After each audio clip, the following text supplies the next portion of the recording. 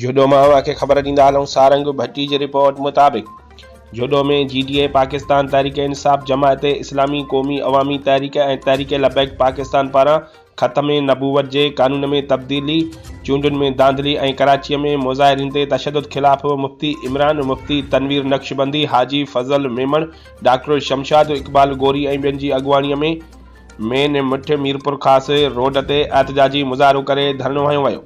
उन मौक़े ते अॻुवाणनि चयो त ख़त्म नबूवत वारे मामले ते तकरारी बढ़ाइण जी साज़िश थी रही आहे, जंहिंखे कंहिं बि सूरत में क़बूल नाहे कयो वेंदो।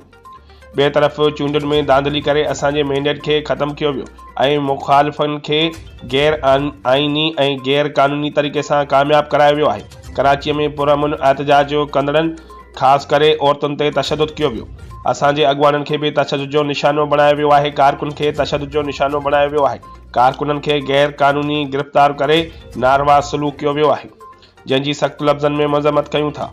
उन मौक़े ते मुख़्तलिफ़ अॻुवाणनि तकीर कई, जॾहिं त कारकुननि हुकूमत ख़िलाफ़ सख़्त नारेबाज़ी पिणु कई। असां उन जे लाइ पुरअमन एहतजाज करियूं था त ही ब्लैक कारे ॾींहं वारी जेका इलेक्शन आहे उनखे मुस्तरद करियूं था। या ग़लति इलेक्शन थी आहे, या इलेक्शन चोरी थी आहे, इहो अवाम जो मैंडेट चोरी थियो आहे।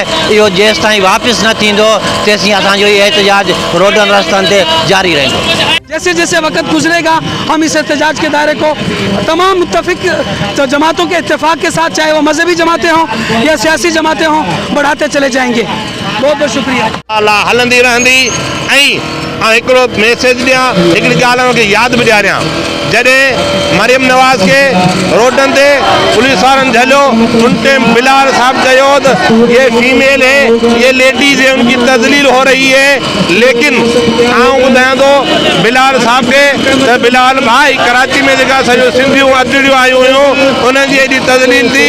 उन टाइम छा तव्हां सुता पिया हुआ या हू अदड़ियूं न हुयूं या ही घिराव किया गया है और आंसू गैस किया गया है और हमारे कायदीन को, हमारे कारकुनान को जख्मी किया गया है। वहाँ पर पुरअमन जो खवातीन थी उनको घसीटा किया है। उनके खिलाफ हमारा एहतजाज है और ये एहतजाज